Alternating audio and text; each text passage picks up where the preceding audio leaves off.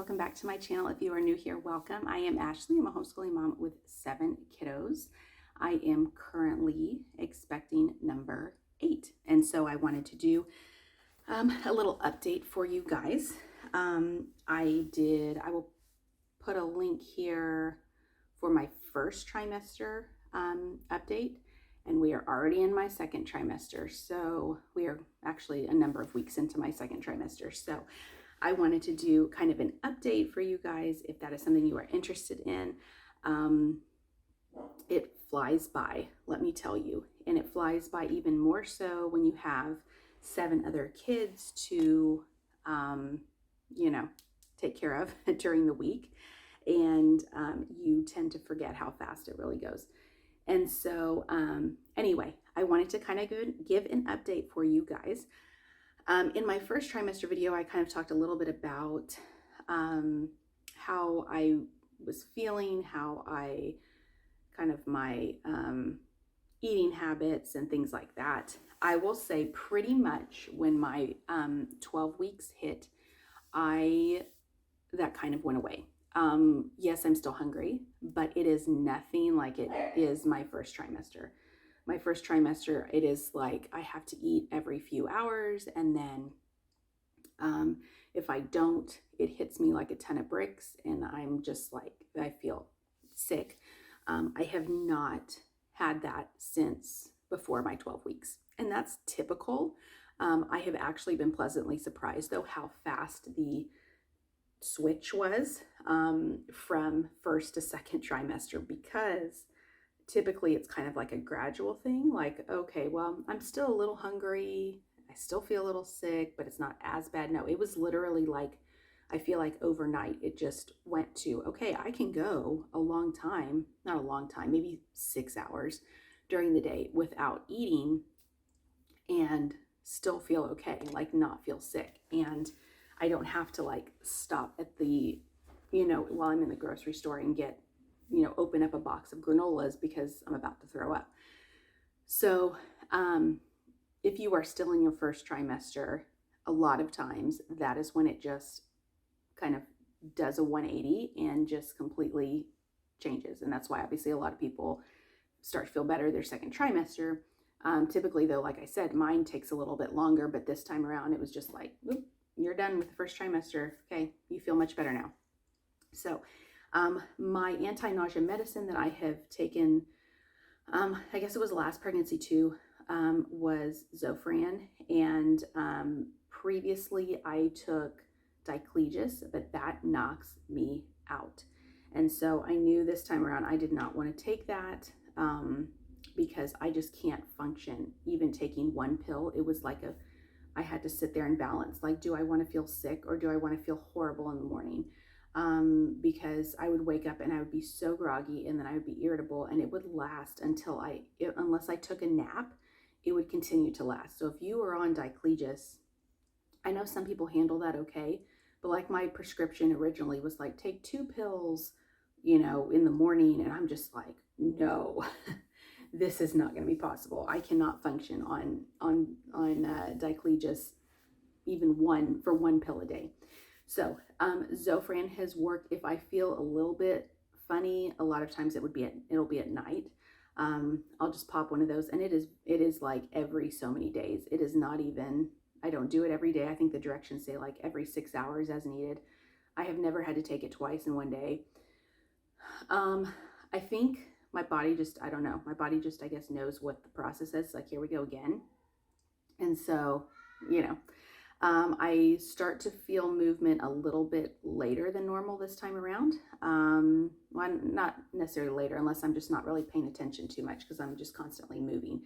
I would say I am about 19 weeks now. So I would probably say about 16 weeks is when I started kind of feeling little tinges of something.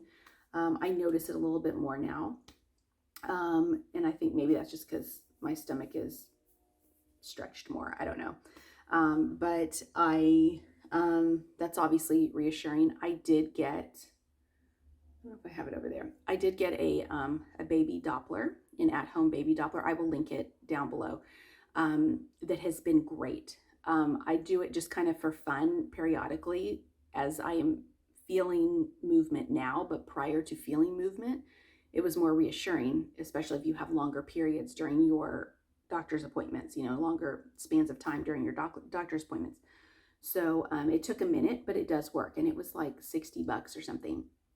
And it took me a minute the first time I did it to try and find the baby's heartbeat, but it was great. It works. It comes with the gel.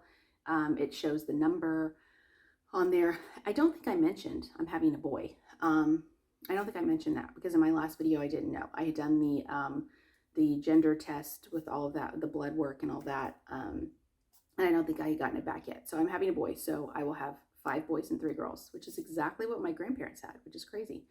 But so like I said, either one I was fine with. It's, it is what it is. So obviously my youngest is a boy, and so they will be almost 3 years apart, not quite, almost 3 years apart. What else? Something I forgot to mention in my first trimester video was that I always have an aftertaste, always. And this is one of those things that happens every single pregnancy, and I just wait for it. But it was worse the first trimester, and the second trimester it is better, but it is still there. So things like really anything, but primarily dairy, chocolate, what else? I don't know what else. Random things. Fruit, crackers, but crackers are usually my go-to if I don't feel good. So I take that regardless, but crackers, it gives me an aftertaste where it almost makes me want to gag. I don't know. I can't explain it. I don't know what the reasoning is behind that. I have just always dealt with it every single pregnancy, but it's worse my first trimester. So that's that. I don't know. If you have something similar, let me know, because it's just so bizarre. But it's like, but I don't want gum. So it's like I have to just brush my teeth like constantly because I don't want that aftertaste. And if I sit there with that aftertaste in my mouth, I just want to throw up. I have not, knock on wood, I have not thrown up at all. So typically I start to feel a little bit worse towards the end. I think because just there's no space, and like if I eat too much, then I just kind of feel like it's up to here. But I've been lucky on that aspect. I become a little bit more winded quicker. I feel like now, obviously. I do pet sitting on the side, and so walking dogs and stuff like that has helped to keep me going, even though I am constantly moving anyway. It has helped to, keep me active, and that's my exercise. And, I could easily walk an hour in one day. And I think like they recommend 30 minutes a day at least of kind of active movement and active walking. So that's a great reason to do that, and I get paid for it, so great. What else?